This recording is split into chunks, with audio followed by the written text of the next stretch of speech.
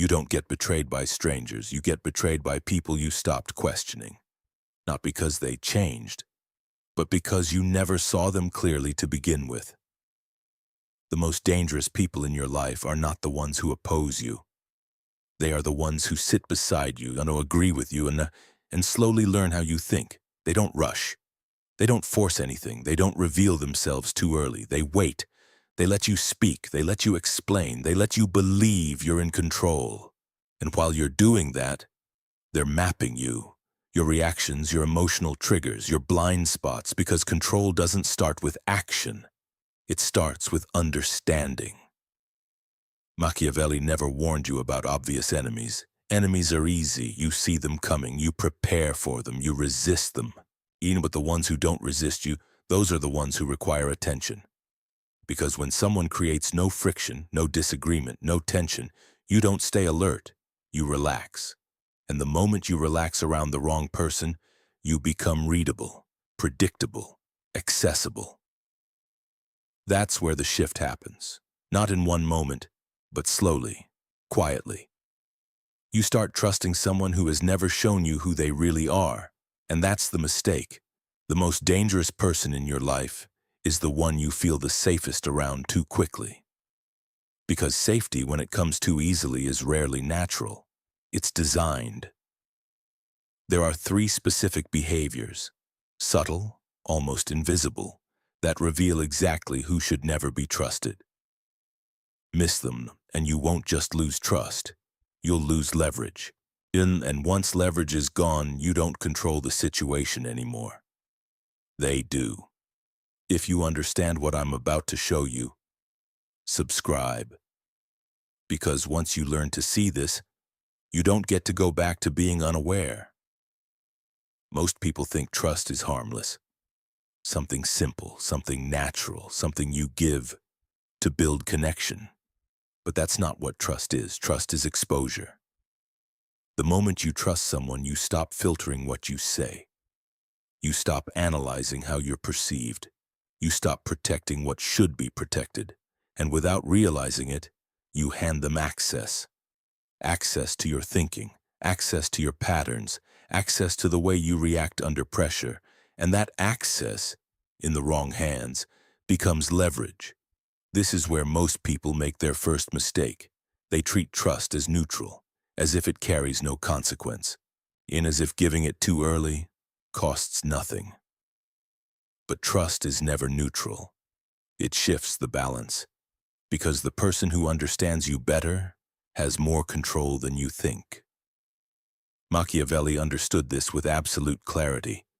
He didn't see trust as a moral decision. He saw it as a strategic one.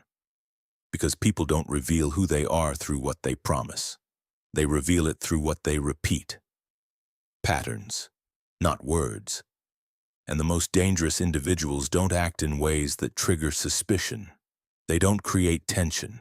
They don't challenge you directly. They don't force you to question them. They remove the need to question. They feel easy, comfortable, aligned. And that's exactly why they're effective, because when something feels natural, you stop analyzing it. You stop observing it, you accept it.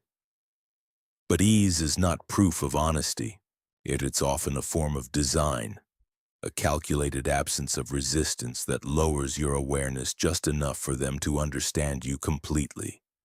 And once someone understands you completely, they don't need to control you directly. They can predict you, and prediction is a form of control. So the real mistake isn't trusting the wrong person. It's assuming trust starts at 0. It doesn't. It starts as a risk. And like any risk, it should be measured, tested, and limited, not given freely. So stop asking yourself, can I trust this person? That question is too simple, too late. Instead, ask something more precise. What happens if I do? Because the answer to that question will tell you everything you need to know. Be cautious of the person who never creates friction. They don't interrupt you, they don't challenge your ideas, and they don't question your conclusions even when they should.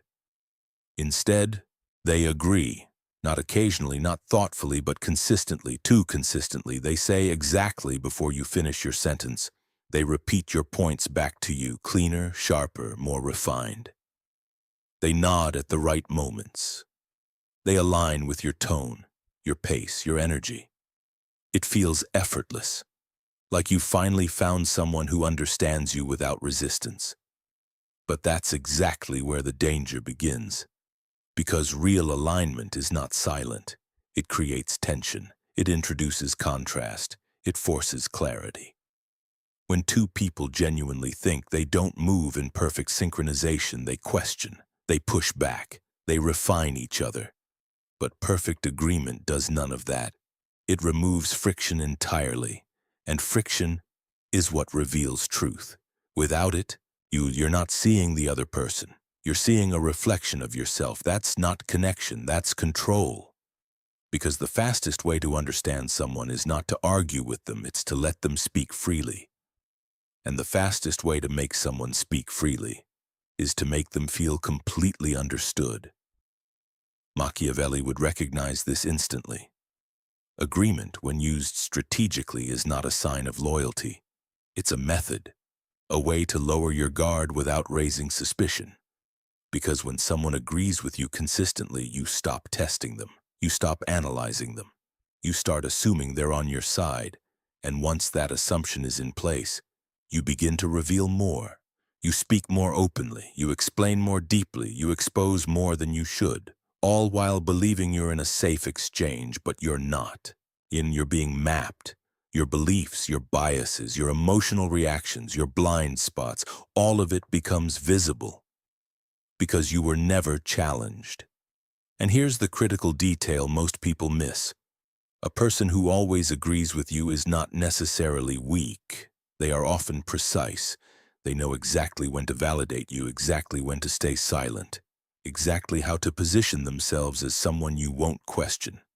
Because questioning them would feel unnecessary. After all, they've never opposed you. But that's the illusion. Because opposition is not the threat. Hidden intention is. So understand this clearly. If someone never disagrees with you, you are not in a balanced interaction. You are in a controlled one. And the longer it continues, the more exposed you become, without ever realizing it. Watch what happens when the environment changes. Not what they say, how they shift. Because this is where their real nature reveals itself. In one setting, they mirror you perfectly, your tone, your pace, your opinions. They feel aligned, familiar, consistent, but place them in a different room, around different people, different power dynamics. And something subtle begins to change. Their posture adjusts, their language shifts, their certainty dissolves and reforms. Not gradually, instantly. They become whoever the moment requires. At first, it looks like intelligence, social awareness, flexibility, emotional intelligence. But there's a difference between awareness and absence of identity. Because a person with principles may adapt their communication, but not their position. They remain anchored, even under pressure, and even when it costs them. But a person with adaptive identity has no anchor. They don't adjust to connect. They adjust to benefit. Watch closely. With you, they agree with your ideas. With someone more powerful, they adopt theirs. With you, they speak confidently. With others, they become cautious, agreeable, repositioned.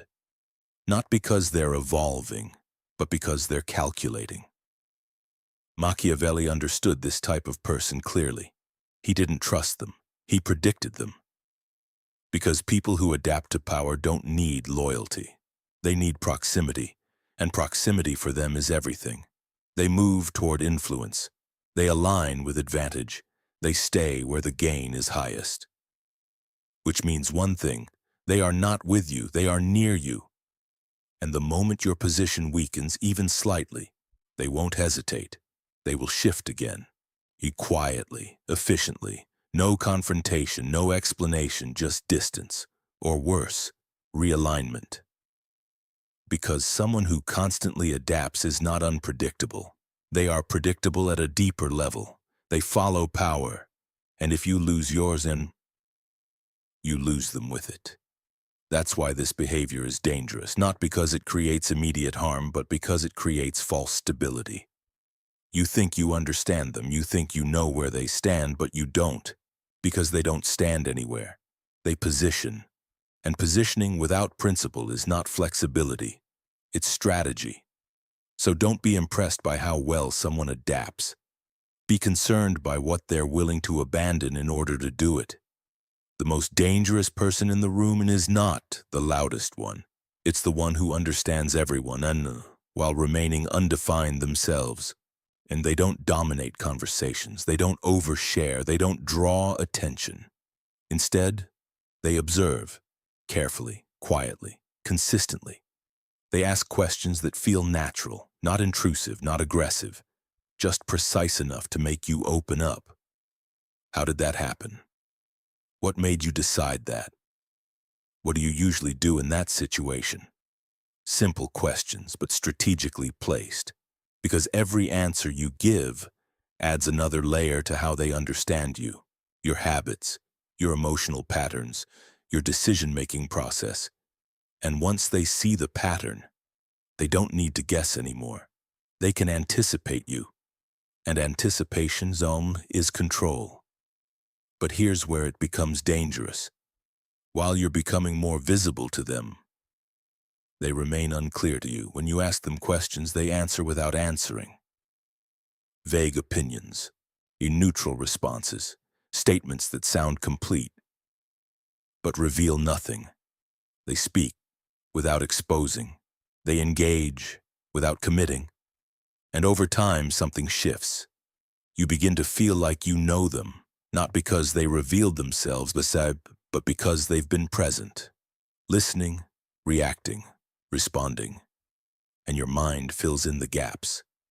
That's the illusion, because presence is not transparency, and familiarity is not understanding.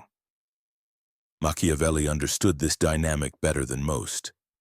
Information is not just power, it's asymmetry. The person who knows more, while being known less, controls the interaction without needing to assert anything. They don't need dominance. They don't need authority. They have something far more effective, clarity. They see you clearly, while you see them vaguely. And that imbalance changes everything. And because when you are understood, and the other person is not, you become predictable. And predictable people are easy to influence, easy to guide, easy to position, easy to outmaneuver. So understand this carefully. If someone knows your habits, your triggers, your thinking patterns, but you can't clearly define theirs, you are not in a balanced exchange, you are in a controlled one. And the longer that imbalance continues, the less control you actually have. Not because they forced it, but because you revealed everything, while they revealed nothing. You didn't miss the signs, you ignored them, not because you're careless, but because nothing felt wrong. There was no conflict, no tension, no moment that forced you to stop and question what was happening. Everything felt easy, and that's exactly why it worked. Because the most effective manipulation doesn't create discomfort, it removes it. It replaces friction with flow, doubt with clarity, resistance with agreement. And when there's no resistance, your awareness drops. You stop analyzing behavior. You stop questioning intention. You stop looking for inconsistencies. Because your mind associates comfort with safety. But comfort is not proof of loyalty. It's often proof of control. Think about it. The person who agreed with you never gave you a reason to doubt them. The person who adapted never created a moment of visible conflict. The person who observed you never made you feel exposed. So your mind did what it always does. It filled in the gaps with assumptions. They're on my side. They understand me. They're consistent. But none of that was confirmed. It was inferred. And that's the real problem. Because inference is not evidence. It's interpretation. And interpretation, Sadom, can be shaped. Machiavelli understood this at a level most people never reach.